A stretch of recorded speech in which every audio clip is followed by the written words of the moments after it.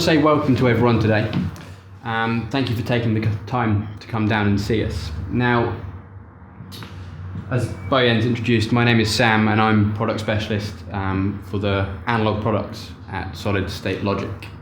Now, we've brought a small hybrid system down with us today, but as I'm sure you're aware, we do a whole variety of products. Now, before we get going into the system, I'm just going to let you know what we're going to be doing today. So, firstly, I want to run you through this Nucleus and Sigma setup that we have here. But then I'd also like to talk to you about one of our latest products, the XL Desk, and give you a brief overview of that later on. That's going to be in a PowerPoint format. Now, we do have some audio examples as well, and we have a session running. And at the end, I would like to invite you up to have a listen to these so you can hear them in the sweet spot, but also have a play and have a more in-depth look at the controllers, at the Sigma, and ask us some questions, because I do understand that sitting in a room like this can be when looking at a demonstration, can be a little hard to understand sometimes. So let me just talk to you how we're connected today. So firstly, the products that you see here, the Sigma, the Nucleus, they talk to our DAW via Ethernet, so IP MIDI, so MIDI over Ethernet. And we've got a number of items on our network today, and we connect into a little mini DHCP server, so that's how we're running. Now, in terms of the analog side, I'm running Thunderbolt into a MADI Extreme card, one of our I/O cards. That runs MADI into our Alpha Link converters, and analog into Sigma, into our summing engine. But apart from that, the control elements are all running across Ethernet. So before we actually get going into this system, I'd like to start with the individual elements. So if we start with Nucleus. So I'm mainly a Logic user, but we can use Nucleus with Pro Tools, we can use it with Cubase, we can use it with Ableton. It works over HUI, MCU, and also can transmit MIDI CC messages as well. Sam, could we get maybe... Oh, sorry, it hasn't popped up. Yeah, I mean, we all like Scotland, but...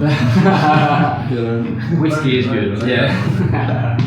Let me just duplicate that 1 second, sorry guys. I only got this Mac about a week ago, so it's got all new software on it, so this is the first time it's been out. So let's go to the display setup.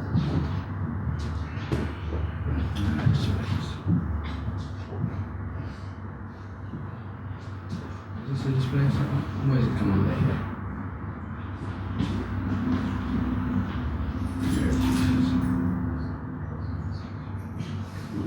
Oh yes. Better? Mm-hmm. Now you guys can understand what I'm trying to do.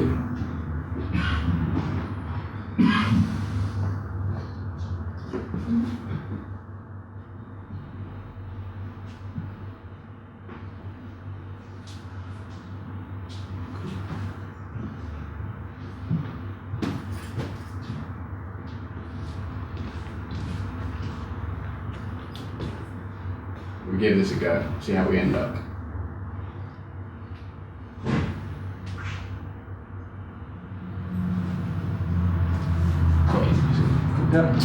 Better? Right, so firstly we've got the Nucleus. Now, Nucleus has been designed as a complete solution for the hardcore in-the-box producer. So someone whose world centres around multiple projects, recall, fast workflow and hands-on creativity, getting you away from mixing with a mouse. And as we said, it's been designed as a complete solution. So inside of this, we have a 4-channel USB audio sound card. We have 2 super analog microphone preamps. But at the heart of it all is a controller. And the whole idea behind this is that we can take it away as a fully mobile SSL rig with our laptop. So if we start with the back panel of the Nucleus, so we connect, as I said earlier on, via Ethernet for control, IP MIDI, but we also have a USB connection, and that's for the USB audio sound card, 2 analog, 2 digital. But it also carries keyboard emulator data. We have a keyboard built inside of the nucleus, allowing us to program macros on our favourite keyboard commands. And I'll show you how this works in a little bit. So on the back panel, we have XLR inputs for our microphone preamps. We have XLR inputs for our external monitoring inputs for the monitoring section. And we also have XLR outputs, which allow you to use the microphone preamps away from the internal interface. Now, the microphone preamps that inside of the nucleus, our front end, are the same super analog microphone preamps that you find in Duality in AWS. And for those of you who aren't familiar with super analog, the whole idea of this came around in 1989, and this was in a time of noisy analog tape, noisy analog equipment. And our founder, Colin Sanders, came up with the idea and went to the design team, and he asked them to design a circuit that was so transparent that it sounded like you were standing in the room with a musician. And that's the idea behind it. And we don't use capacitors, we don't use VCAs, we don't use transformers. And this is due to them producing unwanted audio artifacts. And the idea behind this is to keep it as clean as possible. Because you can always add colour, but you can't take it away. And that's sort of the philosophy that SSL have run down. And you'll find super analog in, as I said, Duality, you'll find it in AWS, you'll find it in Sigma, you'll find it in our extract format, Xdesk. So it flows throughout all of our products, even our latest live console, super analog. So, we have two microphone preamps. Everything you'd expect. They have 48 volts, they have pad, everything you'd expect from a microphone preamp circuit. But they also have insert points. Now you can use these inserts for tracking, but there's a clever little button called Mixdown. And what this does, when pressed in, it takes the output of our sound card, so the output from our DAW, routes it to the insert points, the analog insert points, and then takes the return and routes that back into our DAW and allows us to have an analog loop for final mix bus processing. So if we have, for example, a bus compressor, the classic SSL glue, we could use that on our final mixdown, and it allows you to use the insert points inside of Sigma. As we move down, we have super analog monitoring section, so we have analog pot for your monitor control. We have a wet and dry blend and level for our two headphone outputs. And this allows us to achieve zero latency monitoring for our artists, all inside of the controller. Now, one of the best parts about Nucleus, in my opinion, is the fact that it can control 3 doors at the same time. So I can have Logic open and Reason open, for example, or Logic and Ableton, have them rewired together, and at the click of a button, I can switch between them and control the different elements. So I'll show you this. So today, you can see here, we're controlling Logic, okay? If I then go tab across to Pro Tools, I can hit a button, come out of what I was doing earlier on. I can go to my mix window, and if we scroll down, some change.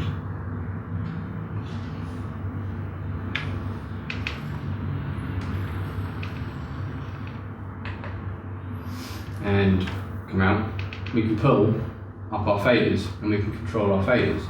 So, where are we with our tracks? So I'm just going to find our tracks here. We're in sends at the moment. So we're now controlling Pro Tools. And at the click of a button, we're back.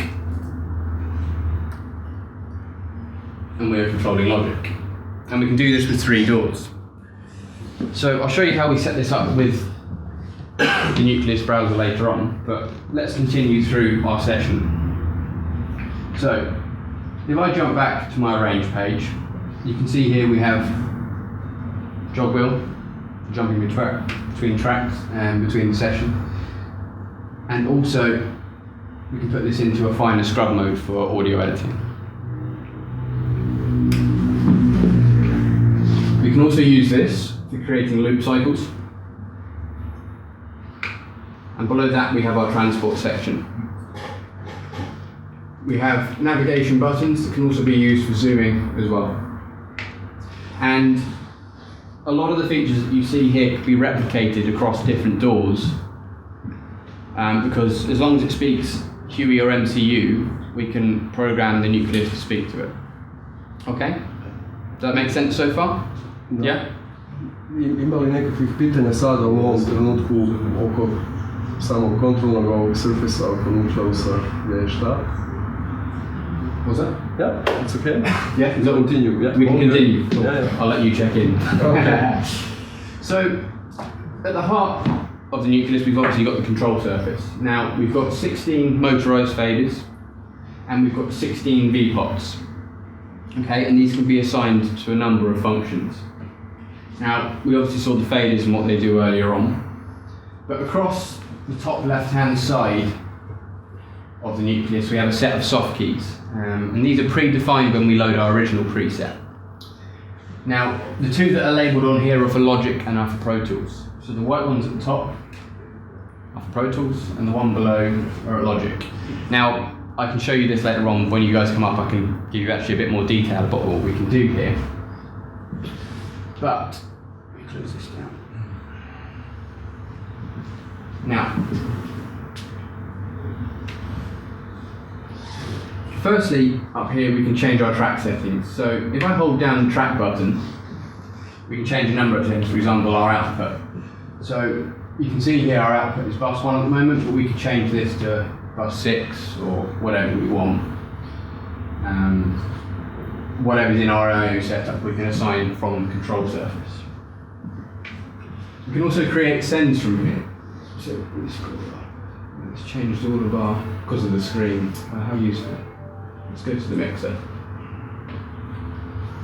So, what we can do on our selected track, we can also create buses, and we can create sends to these buses. So if I go send and I hit destination, I can scroll through, select a bus, and it will create that bus. I can also take my level and apply that level in, okay? Now, what I really like with this, especially for Pro Tools, when setting up headphone sends, is I can actually flip the buses to the faders. So if I'm creating a headphone mix, I can create this very, very quickly, and I'll show you that in Pro Tools in a bit. Next we have pan, well that's what it says in the tin, pan control. You can see. And then we come to our EQ. Now, our EQ automatically maps across the scribble strips. But we can also again flip this down to the faders.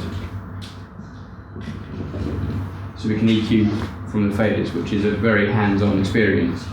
And what I tend to find when I'm going into universities, when I'm going to speak to students, is a lot of people are mixing with their eyes these days. They are assuming that an EQ curve should look a certain way for a snare, or that a tom should have 300 hertz removed or something like that, because visually they're drawing with their hands, they're not listening like we used to on an analog console.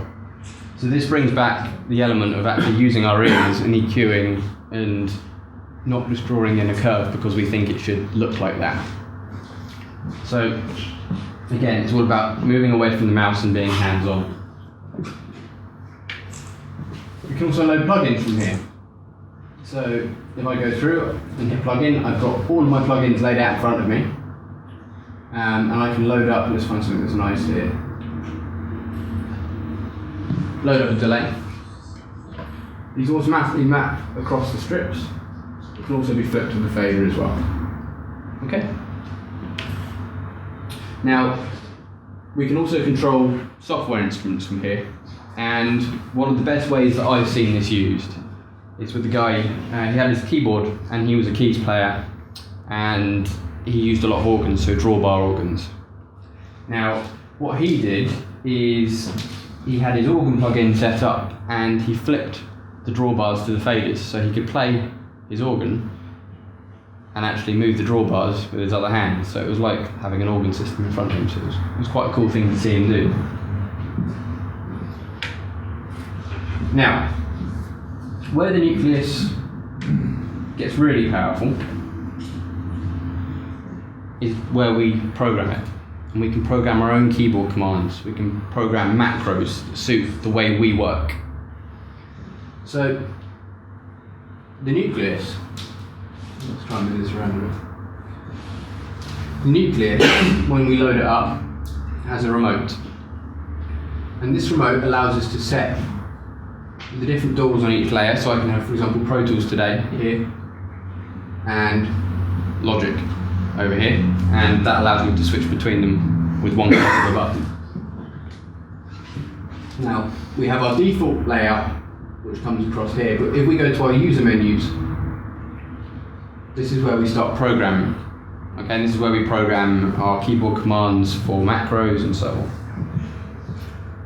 Not only can we program keyboard commands, but we can also create submenus on here. So I've created submenus for names. And we'll go into programming a little later on how we program this, but I'll show you what I've built for how I work with Logic. So, firstly, wrong button. So firstly, I've created a few soft keys for moving into my mixer, moving into a mini mixer, and also for an audio edit window, so I can pull up the audio editor. Okay? Now, I work a lot with recording bands. I record guitars, drums a lot, but I also program. And I found it very useful to create markers and create a command that allows me to create the marker and rename it at one click of a button. Okay? I then grab the command for that marker loop, and then I can jump between those markers, especially for when I'm doing vocal overdubs. I find this very useful. Now, where I find this most powerful, and where especially broadcasters and smaller post rooms find this useful, is when combined with the edit menu. Now, I can drop into my edit menu here. I can select all my audio. I can cut at a location, move to the next location, cut, select that audio, copy it, and paste it. Now, I can also hold down the nudge function, move by bars, beats, ticks, frames, and divisions into place, all without the mouse. And then I've got a tools menu that allows me to bring up my crossfades, my glue, and so on for sticking these together. And the only time I will ever go back to the mouse is when I want to draw a defined curve for a crossfade. Okay? Now, another one of the ways that I work inside of Logic is, as I said, recording bands. So, if I wanted to create, for example, 8 audio tracks, assign those audio tracks to a bus, place them in a folder, rename that bus, and then rename the tracks. That might be 3-4 minutes worth of work with typing and so on. Now, I've created a bunch of commands that allow me to do this. So, if we look here, I've got a create command. I have a select command.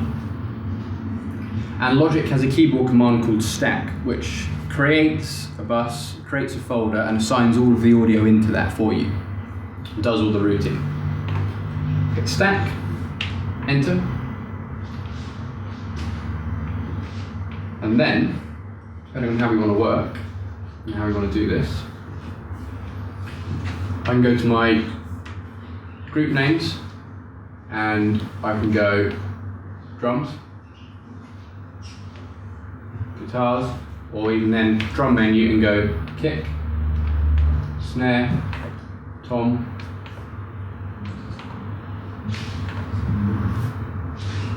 and name all of that audio without even touching the keyboard or the mouse. Just make that a little wider.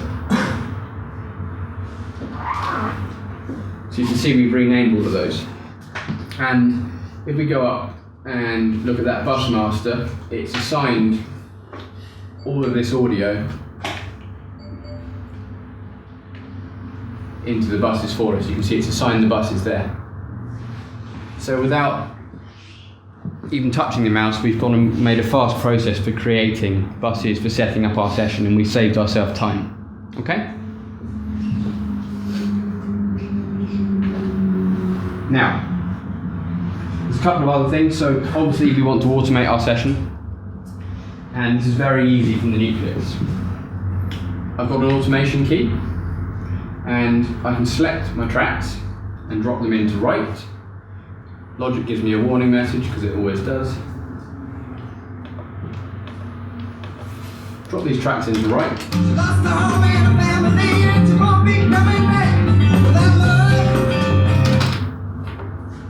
We've written that automation, and it drops into touch and plays back.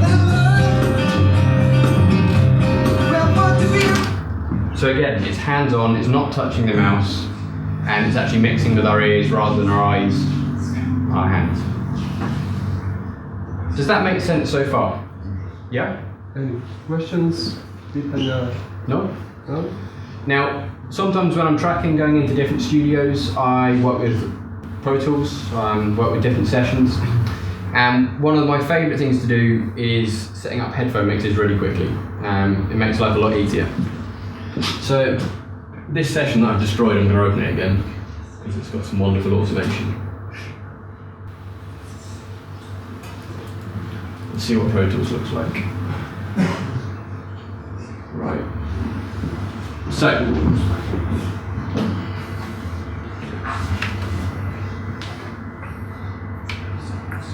So what I can do inside of Pro Tools is I can select my sends. So for example, send A. And let me just open up my expanded sends.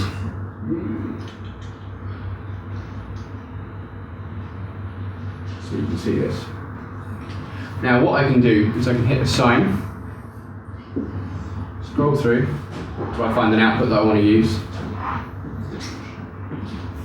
hit Alt, and create all of those instantly. If I then press flip, I can build my headphone mix from the faders. Okay? So this is, again, a very quick way when working inside of the box to set up your artists, get them listening to what they need to, and again, get recording quicker.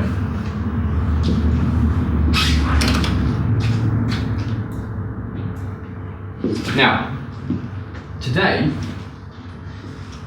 we have brought a hybrid system along with us. Now, Sigma, what you see in front of you here, is a super analog summing engine. It's the same mix bus that you find inside of the AWS 948, and provides us with 16 stereo channels that can be used in a mono configuration, 2 mix buses, monitoring section, 2 monitor sets of outputs, external inputs, headphone output. We have a talkback input as well, which can be assigned to a foot switch, and we also have an iJack input on front. And what's clever about Sigma is this is a remote controllable summing engine, okay? So using the technology found inside of our larger format consoles, AWS and Duality, we can actually automate the faders inside of Sigma from our DAW. Now, I want to show you an example of this just quickly, just think of the workflow. So, we're coming analog out of our converters, okay? We go to an input, we hit our meter, we then have a fader that sends into our mix bus, okay? So it's input, meter, fader, mix bus. And we can automate these faders. So keep an eye on the mix bus in a second when we're playing this track, okay?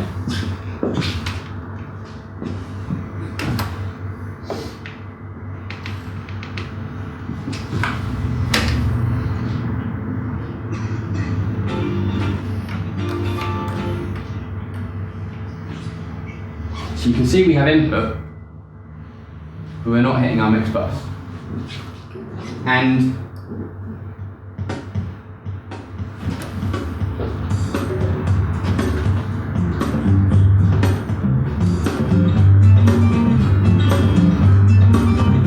I'm now balancing analog using my DAW as the controller for the faders, okay?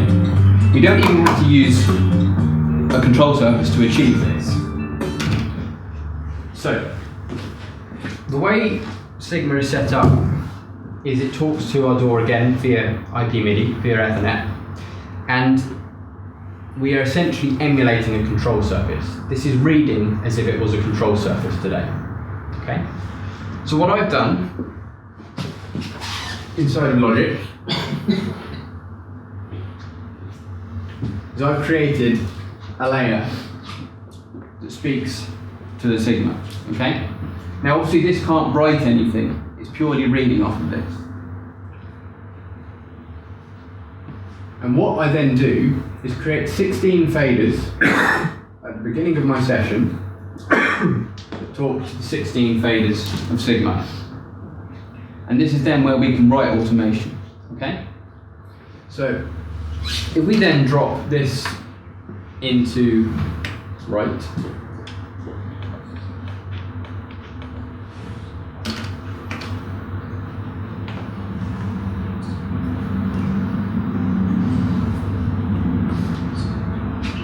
we can then balance our faders.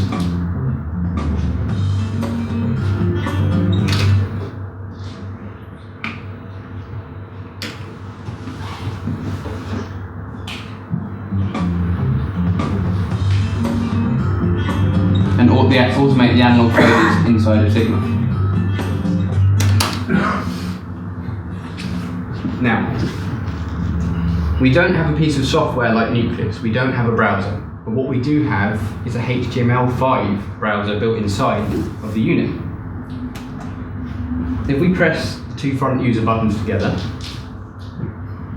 we get an IP address. Okay? I type this into my browser and it pulls up the front panel view of Sigma. Now, from this panel, this isn't responding very well on this screen, but okay. There we go. So from this panel, I can replicate all of the front panel settings. Now, we have our meters, where they're being sourced from, our monitors, our headphone level, mix A and mix B level, and also a B to A function. Now, Sigma has two mix buses, okay, mix A and mix B. And each of the channels, each of the faders, can be assigned to either one mix bus, both mix buses. It depends how you want to set it up. Now, one of my favourite features of Sigma is if I set all of them to both mix buses, I can then use the insert points that are over each mix bus. For example, mix bus B, I can turn that insert point on, heavily compress it, and then inject that back into A and achieve parallel compression in the analog domain and have control of it inside of Sigma. So there's a number of ways we could use that. We then have our monitoring where that's being sourced from, our headphones. We have a foot switch, which is what I would use for my talkback, and we also have a MIDI learn for the functions on this page. One of the other features is the user buttons. So if we don't have our browser open, we can have our 4 favourite settings set to the user buttons on the front panel.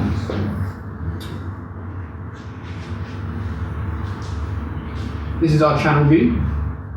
Now, you can see here we have our Sigma channels 1 through to 16, and this is where we can assign them to the mix buses. We have a solo and we have a cut, and we can also pull names from our DAW. So the first 16 faders in our DAW, it's just read that and pulled the names to it. Okay. We have master mono, stereo, mix bus assignment, faders to 0, and also solar functions. Settings. This is how we set up Sigma to talk to the door. So I said about it being a control surface earlier on. Well, today we set it up to be an MCU control surface, and it reads as if it was a control surface. We set up with these channels for our DHCP server for our IP, and then these are our default settings, so running at +24 for our meter scaling. We can also load and save sessions, so if I've got some channels set as a mono input, some set as a stereo input, assigned to certain mix buses, I can load this at the click of a button for recalling my session. And all the automation data is saved inside of Pro Tools, inside of Logic. So it's an instant recall of Sigma.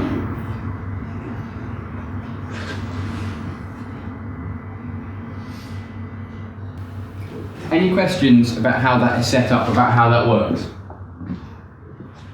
Does the volume control happen for us? So the volume control is post. Yeah. So it's completely analog. So it's completely analog. Controlled by what? Controlled by MDACs. So we have MDACs the same as inside of Duality and inside of AWS.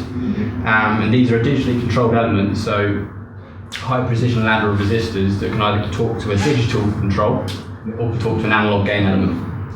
And the faders that we set up inside of the door, they speak to the 16 faders inside of Sigma. Does that make sense? Yeah. That's cool. Now, What about power supply raisins? the power supply. Yeah. So the power supply is an internal power supply. External. Plus minus 15 In terms of the, voltage. I'm not sure it's on the rails, no. So, but what we've got then is a completely analog summing engine that can be controlled from within inside of your door, and allows you to have a large style console and a smaller surface. Okay?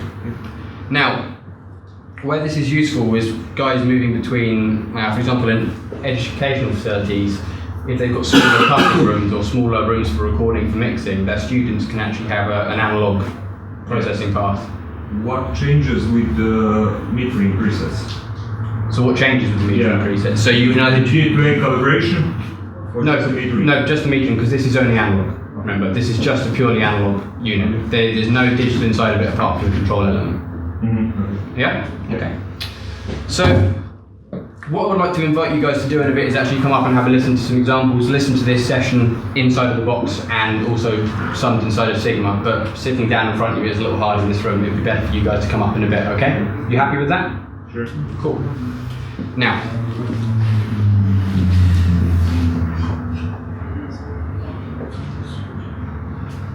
what I would also like to talk about today is the Excel desk. Now, we don't have one with us, but I thought it'd be nice to give you a bit of an overview because we've taken things back to basics with this. It's purely an analog console. It doesn't have a control element, it doesn't have total recall, although we can do recall in an old school way. And as I said, it doesn't have door control either, no automation. So, the Excel desk is a 24:8 analog console. Okay, so 24 inputs into 4 stereo buses. And we've also included with this a 500 series Penthouse. So 500 series processing from any manufacturer can be used inside of the Excel desk, and it's got a few clever ways of using this. Including API? Yep, so anything that performs to VPR spec can be used inside of this. And we have an over-specified power supply as well. So I believe an 18-slot chassis should pull roughly 85 watts, and we have 200 watts of power. So, 24/8, as I said, 3 channel configurations. So the first 8 channels are mono, and they have 2 inputs. They have the VHD microphone input from Duality. So this is the variable harmonic drive input, and this can be varied from 2nd order harmonic distortion through to 3rd order harmonic distortion. And we also have an input for our door, a line level input. We have 40 plus inputs to the console. And this can be achieved, as I said, from the dual inputs on the channel paths. And as I said, the first 16 we have dual inputs. So the second 8, they are dual line, so line input and door input. And the final 4 are stereo channels. And then combining this, so 16, 32, 40, stereo returns 44, and then the mix bus summing, it gives us 52 inputs to the console. We have 36 direct outputs. So what's probably more important than that amount of inputs is being able to print our audio as stems for recall. And all of the channels, the mix buses and the stereo returns have direct outputs. And this allows us to do a one-pass print of our audio back to our DAW. And if we need to do a recall, make a vocal change, we can simply bring that back down the desk at 0, rebalance and reprint.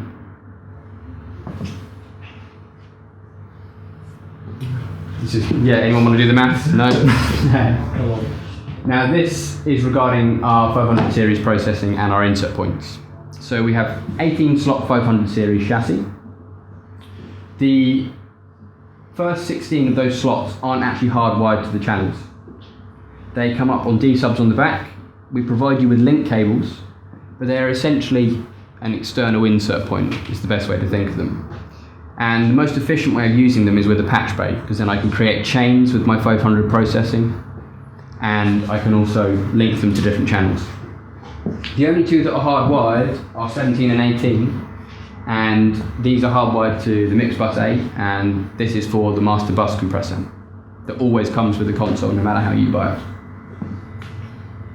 We also have 16 insert points over the channels, so not only a 500 insert point, we have a secondary insert point for external processing as well. And this comes in useful if you want to combine something like a Sigma, because Sigma has another clever feature. It has direct outputs on each of the channels, and this allows us to use it as an automation system for consoles that don't have automation. So I can simply insert Sigma over the first 16 channels insert points and use that as our automation system. And finally, we have insert points on each of the stereo buses. Now, a bit of an easier sum. This is for our monitoring section. We have 3 monitor outputs, so 3 sets of stereo monitors. We have a sub output, and we have bass management built into the system.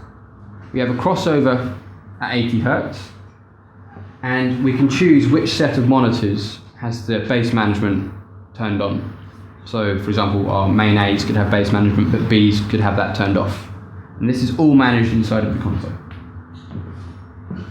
And finally, we have 2 talkback circuits. So, our stereo cue can be used for talking to our artists, for our vocalist, but our auxiliary one could be for shouting at our drummer when he's done a stupid thing, or done a stupid take, because I'm a drummer and I'm allowed to say that.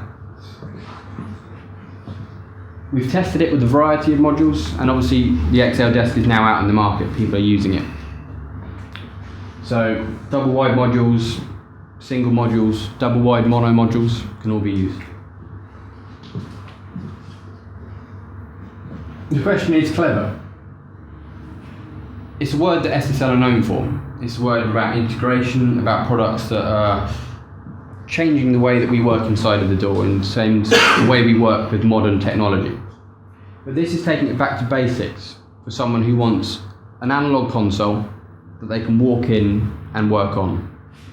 If I have a client coming into my studio that doesn't know how to use my big console with digital menus, he might have to spend half an hour, 3/4 of an hour learning those menus before he can get tracking. With this, it's purely an analog console.